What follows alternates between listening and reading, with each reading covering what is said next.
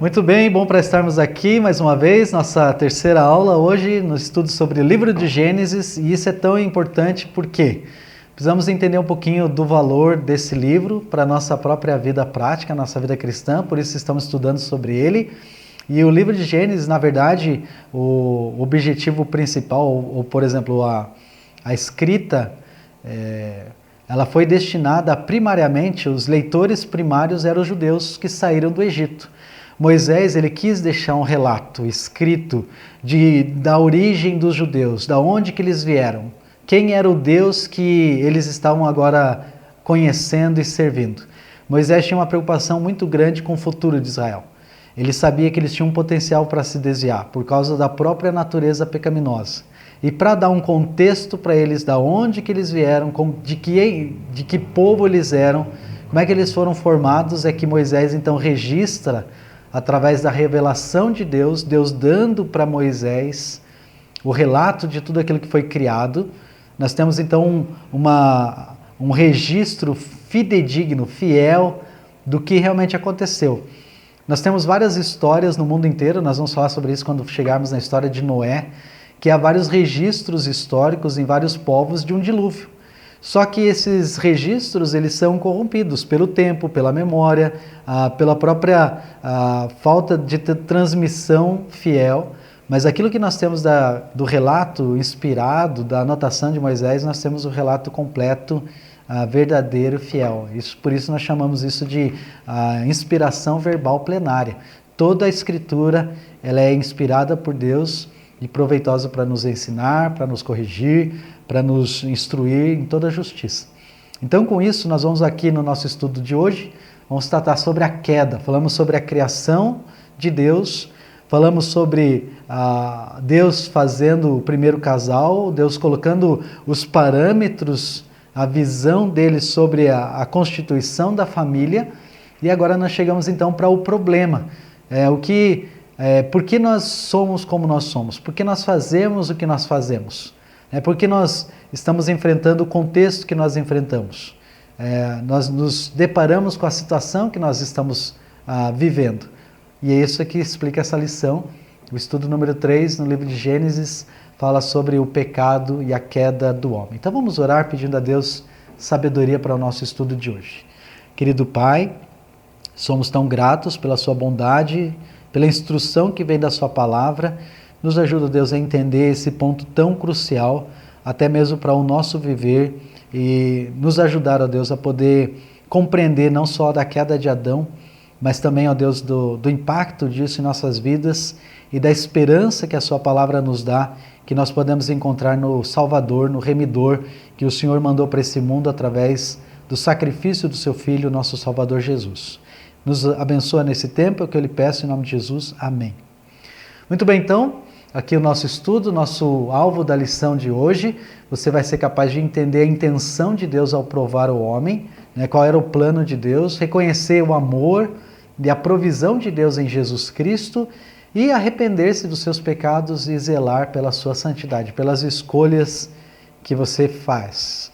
Então, nosso versículo-chave, ele aparece aqui em Gênesis 3, especificamente versículo 6, que diz assim: vendo a mulher que a árvore era boa para se comer, agradável aos olhos, e árvore desejável para dar entendimento, tomou-lhe do fruto e comeu, e deu também ao marido, e ele comeu.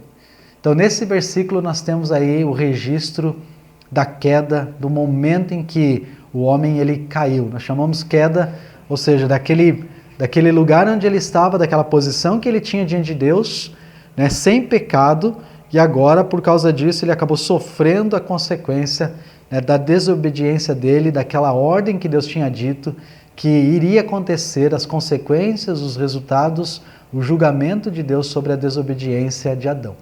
Então nós vamos olhar isso no estudo, e eu quero começar aqui com uma pergunta. Na sua opinião, por que você acha que Deus ordenou a Adão que não comesse da árvore do conhecimento do bem e do mal? Se nós estivéssemos juntos e pudesse ouvir a sua resposta, quais seriam algumas razões? Por que Deus ele deu essa ordem, não coma? Talvez a pergunta é, por que Deus então colocou uma árvore no jardim, sabendo que poderia acontecer e tudo o que aconteceu na história? Será que Deus estava sendo injusto com Adão? Será que Deus estava sendo mal intencionado no processo? Então, do ponto de vista de Deus, a provação era um teste de obediência à sua vontade. Seu alvo era o sucesso de Adão e Eva e a aprovação deles. Então, nota essas duas palavras. O propósito de Deus era sucesso de Adão. Era que Adão... Como é que Adão podia se qualificar se não houvesse uma prova? A prova, o teste, ele faz parte até mesmo do processo de ensino. De você verificar, avaliar se o aluno entendeu a lição, se ele compreendeu aquilo que foi ensinado. Adão passava cada virada do dia com Deus. Havia lições que com certeza Deus estava ministrando para Adão. E chegou a prova.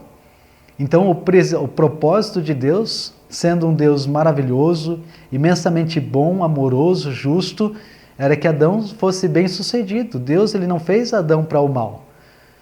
E a aprovação deles, o desejo de todo professor, de todo educador é que o aluno, que o estudante, ele passe na prova. O propósito dele não é fazer um mal para o aluno.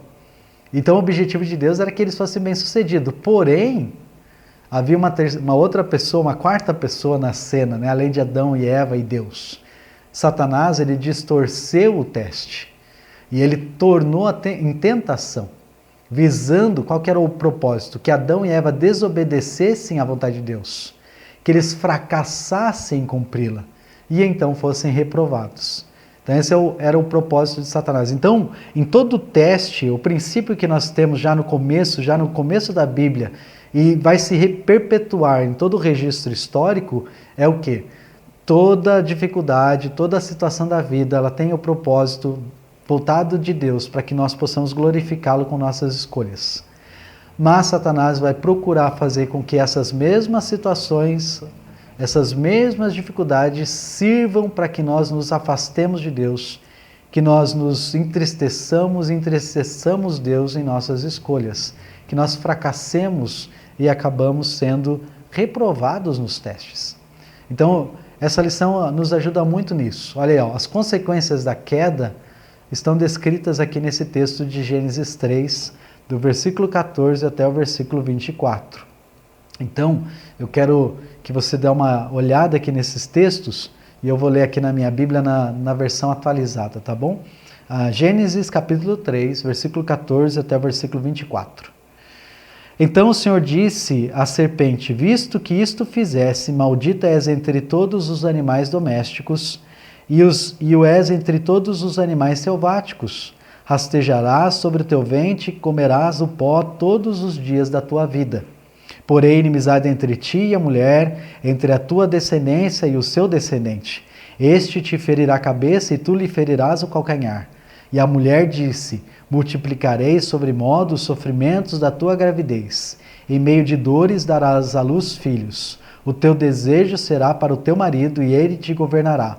E a Adão disse: visto que atendeste à voz da tua mulher e comeste da árvore que eu te ordenara não comesses, maldita é a terra por tua causa. Em fadiga obterás dela o sustento durante os dias de tua vida.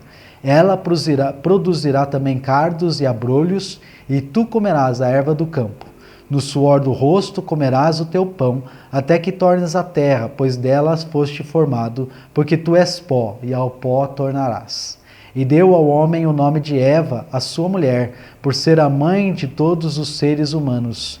Fez o Senhor Deus vestimenta de peles para Adão e sua mulher e os vestiu. Então disse o Senhor Deus: eis que o homem se tornou como um de nós, conhecedor do bem e do mal. Assim que não estenda a mão e tome também da árvore da vida e coma e viva eternamente. O Senhor Deus, por isso, lançou fora do jardim do Éden, a fim de lavrar a terra de que fora tomado. E expulso o homem, colocou querubins ao oriente do jardim do Éden e o refulgir de uma espada que se revolvia para guardar o caminho da árvore da vida. Então, essa queda, ela afetou todo o curso da humanidade, ela afetou a minha vida, ela afetou a sua vida. Então, por isso, a necessidade de a gente compreender bem o que está acontecendo aqui nesse relato, nesse estudo.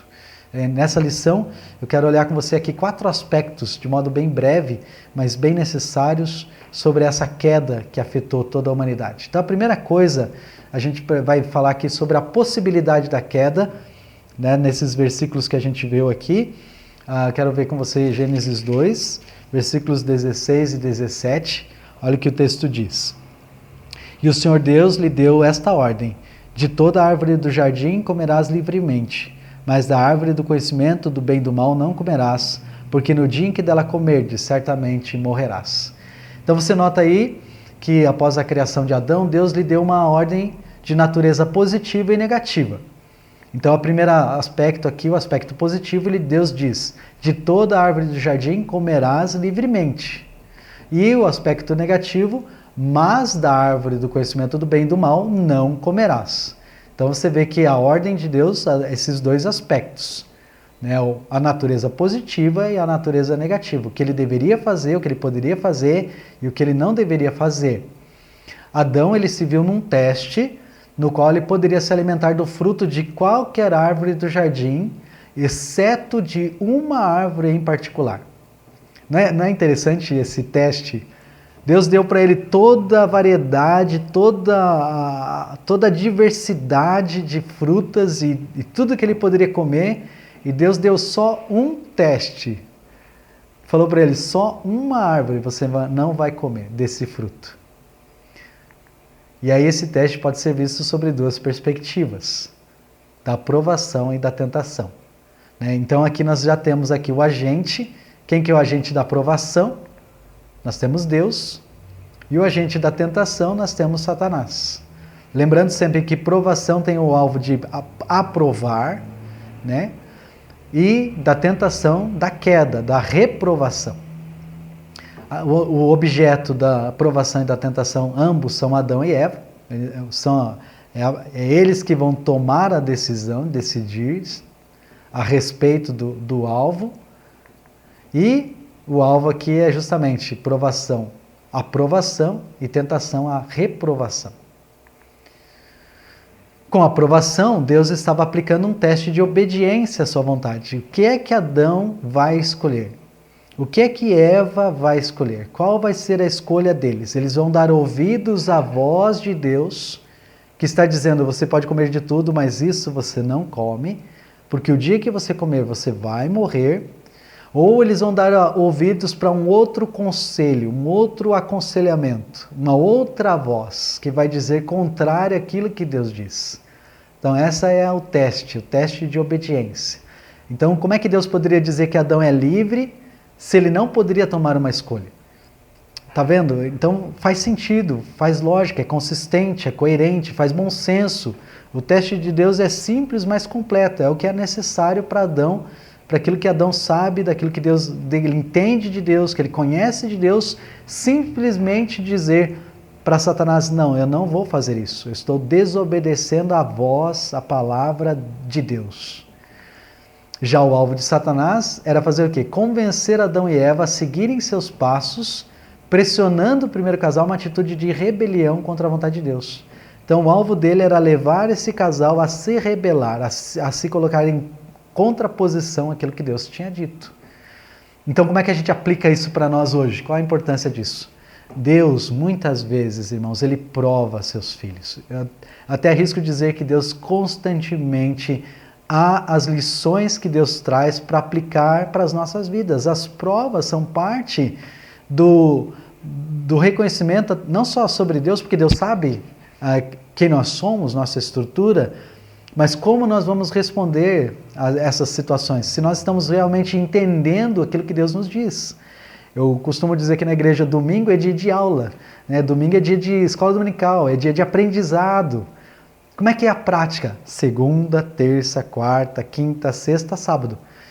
Nós temos um dia, Deus é tão bom conosco, Ele nos dá um dia para aprender. E Deus às vezes eu quero brincar, né, dizendo um dia para o Senhor: Senhor, o Senhor confia demais em nós, né?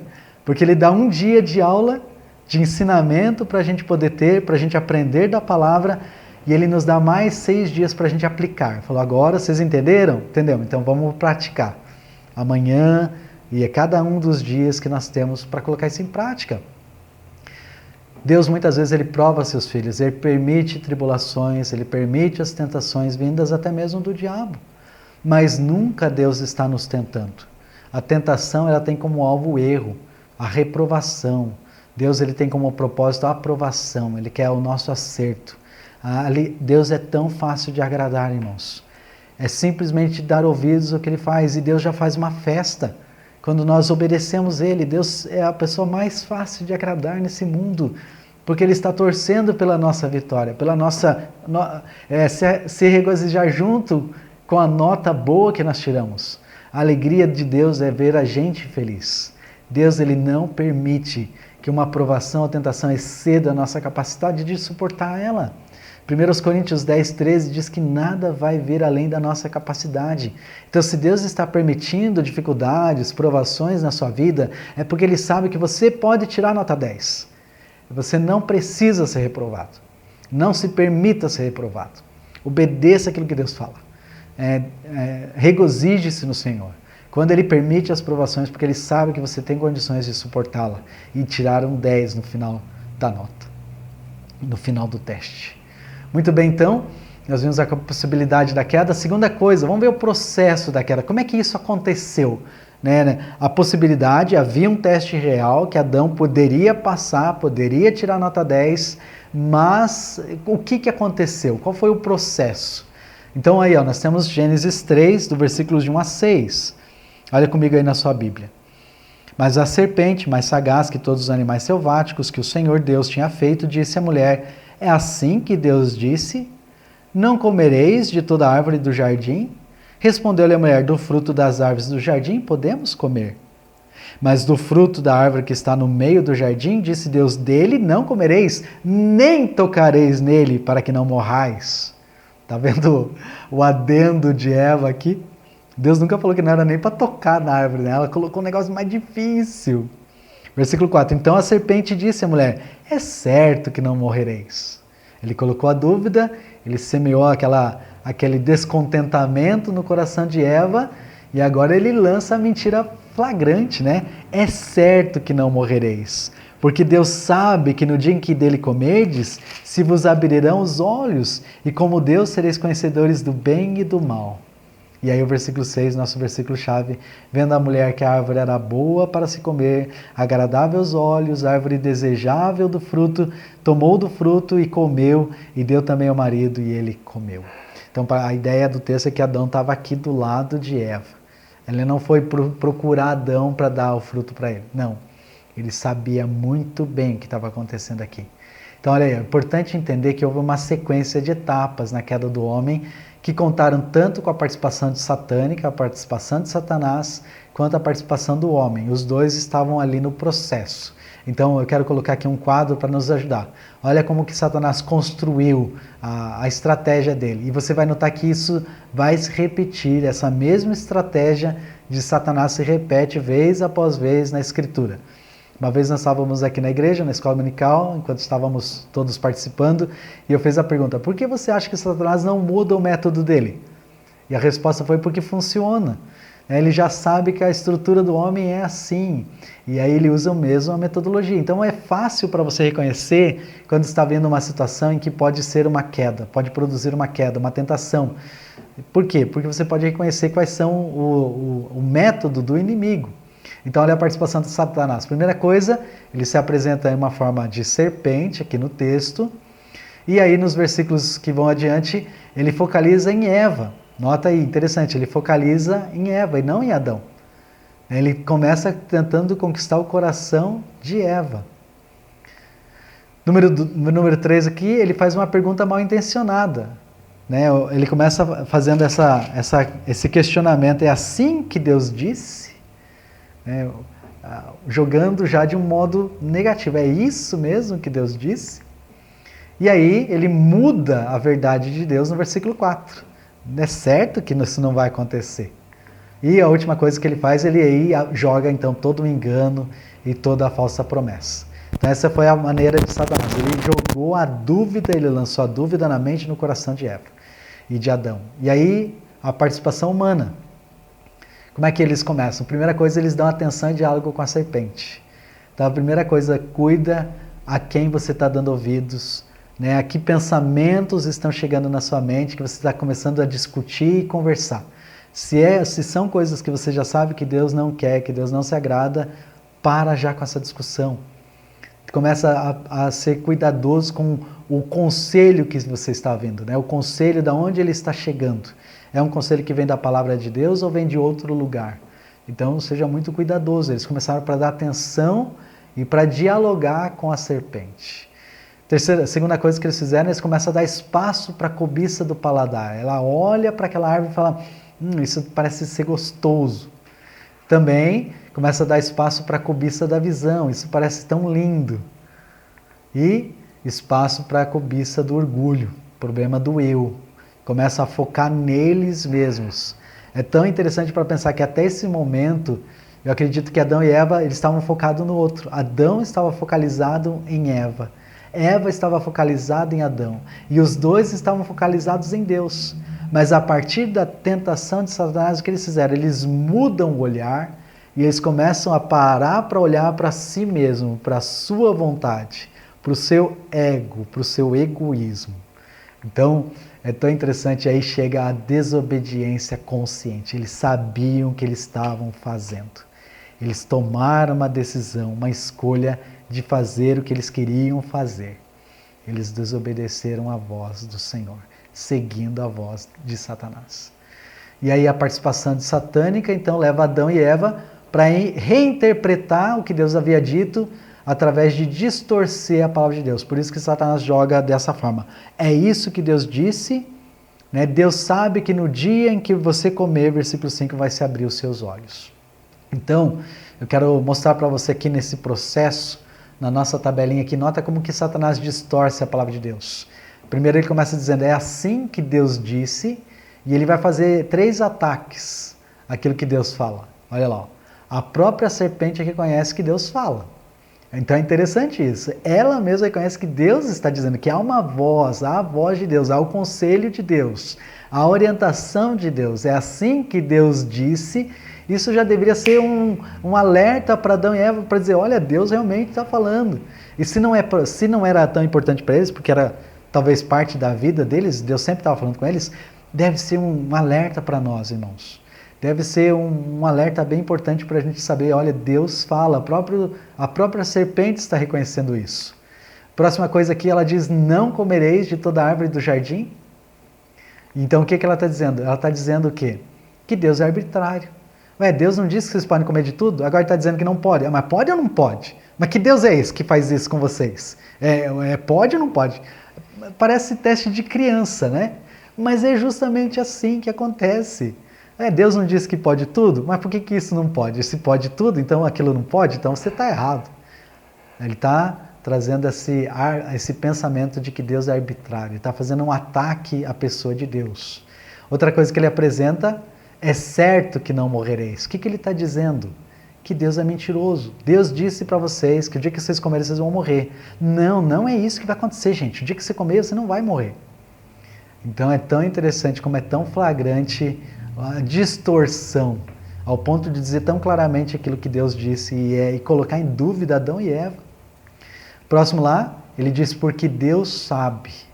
O que Satanás está querendo dizer com isso, quando ele faz essa afirmação? Que Deus é egoísta. Deus não quer compartilhar com vocês a divindade, o conhecimento. Deus está limitando o conhecimento para vocês. Deus é egoísta. É isso que ele está dizendo. E ele diz, vos abrirão os olhos. Agora ele falou 3 coisas contra Deus, agora ele vai trazer 3 elogios para o cliente.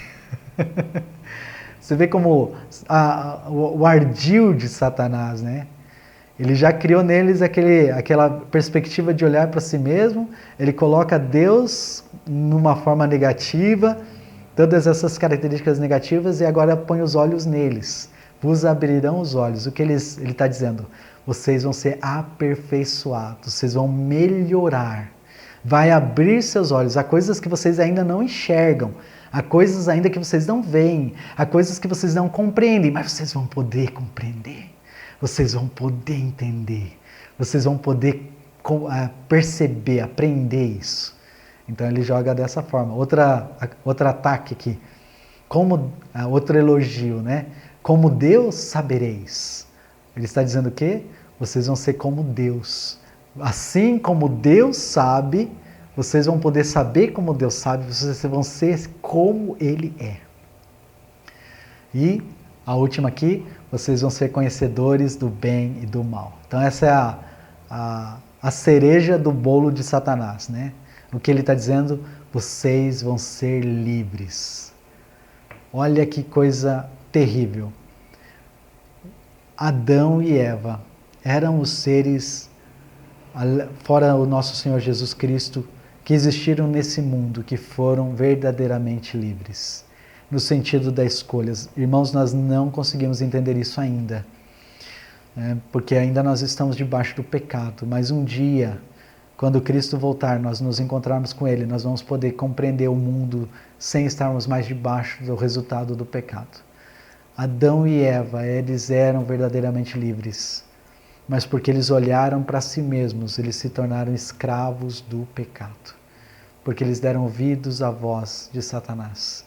Eles se permitiram distorcer a palavra de Deus na mente deles e no coração. Por isso o processo da queda. E esse mesmo processo acontece em nossas vidas também.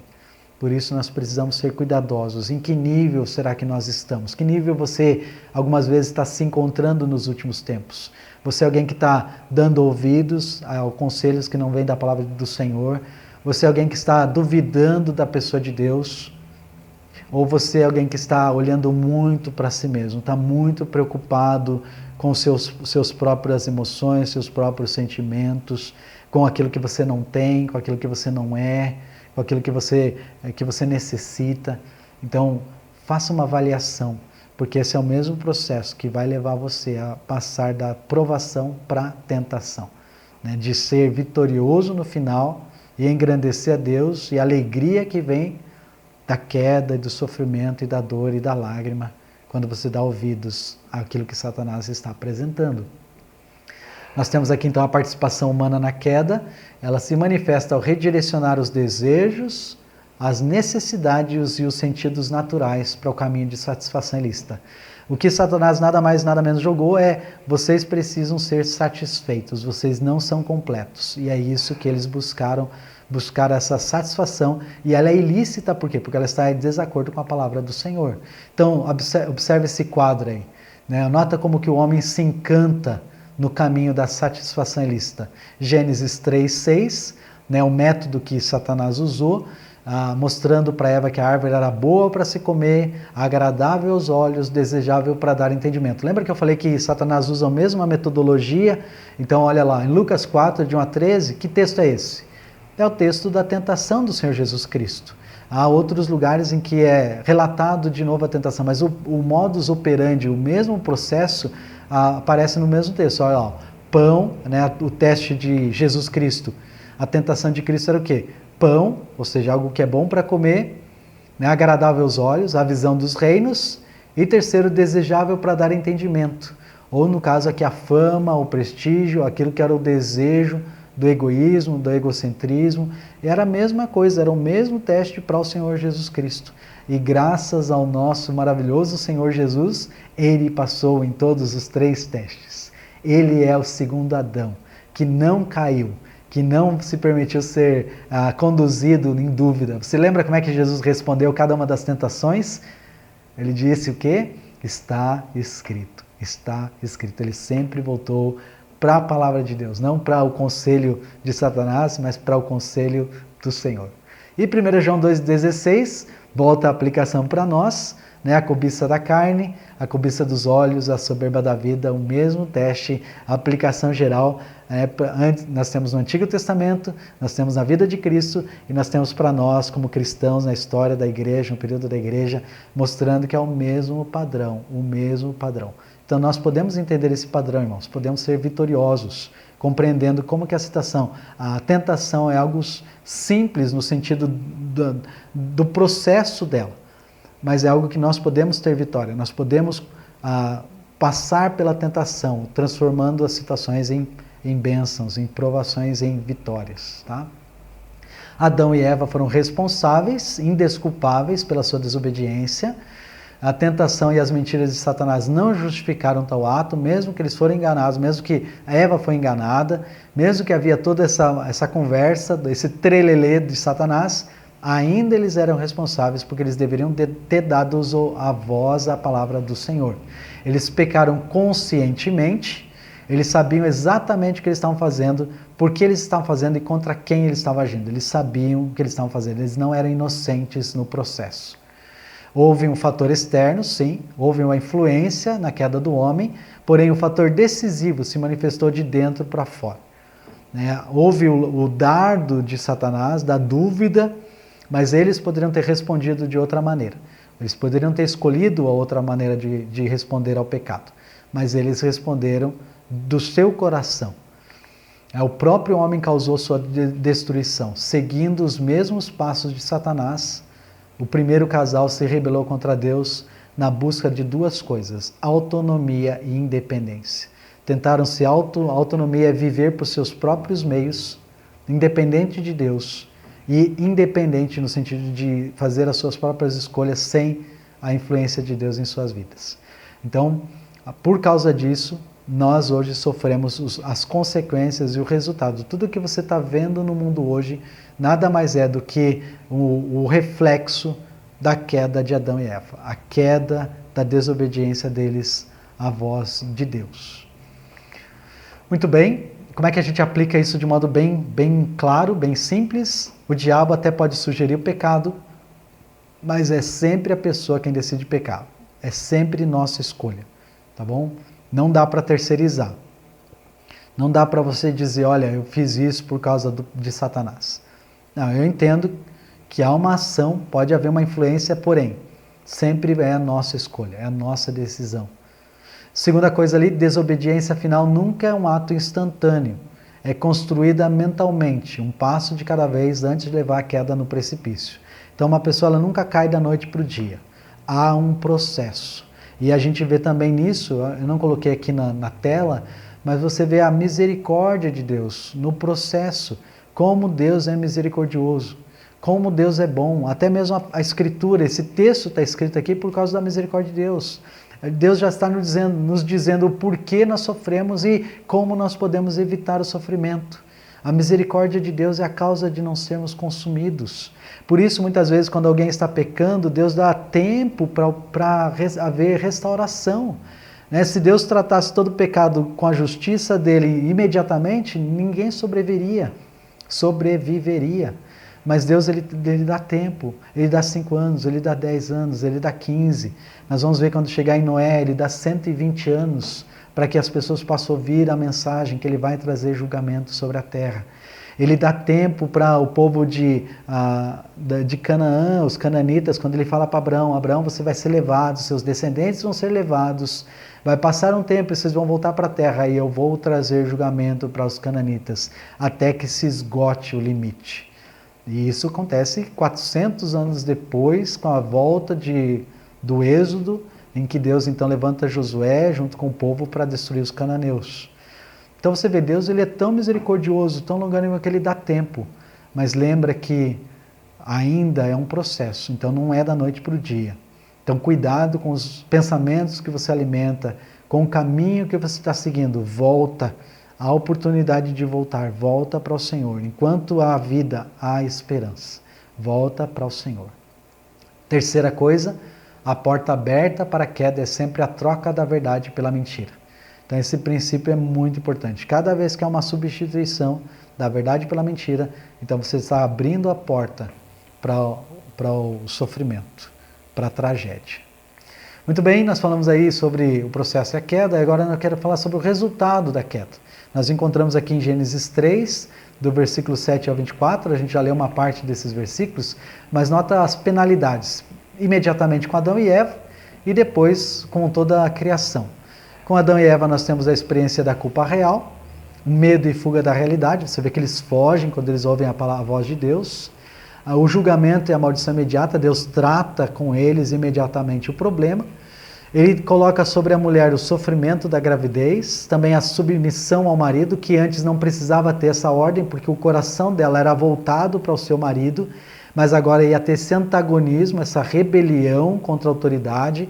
Você já vê logo em seguida que Adão dá um nome para ela, ele chama ela de Eva, já mostrando que antes ela era como igual, né? Ele chama ela como igual, auxiliadora idônea, mas agora, depois da queda, a primeira coisa que ele faz, ele chama ela de Eva, ou seja, ele dá um nome para ela como ele deu para os outros seres, já mostrando que ele estava aqui subjugando ela, enquanto debaixo dessa situação que agora surge.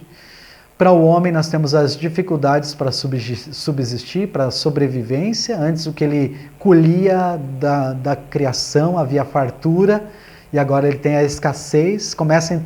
Entrou em vigor a lei, a segunda lei da termodinâmica, que é todas as coisas começam a envelhecer, todas as coisas começam a se degradar, todas as coisas partem do maior para o menor, para a situação mais simples.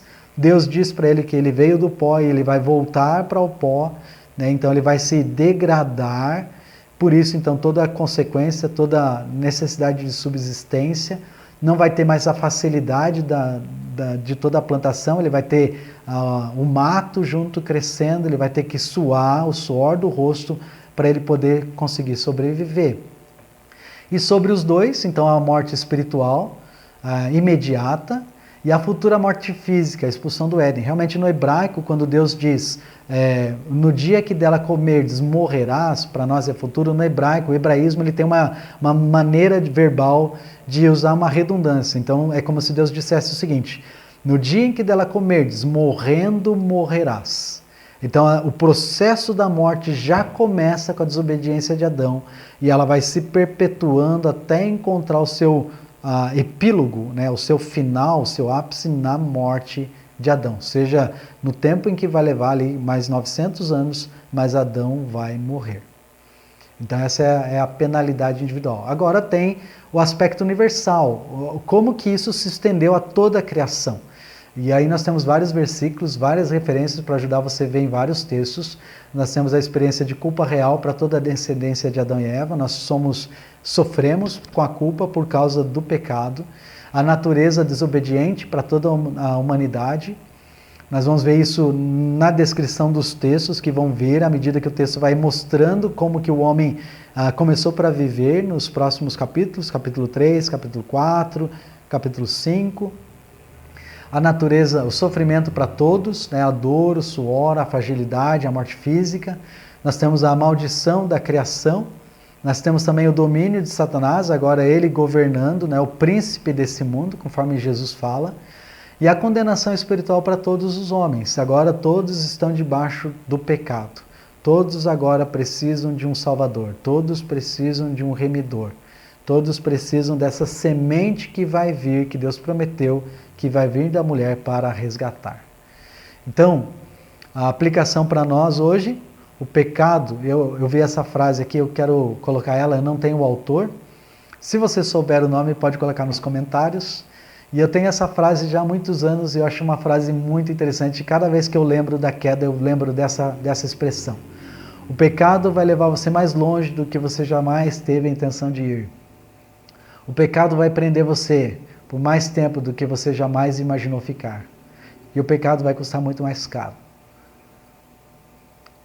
do que você jamais teve a intenção de pagar.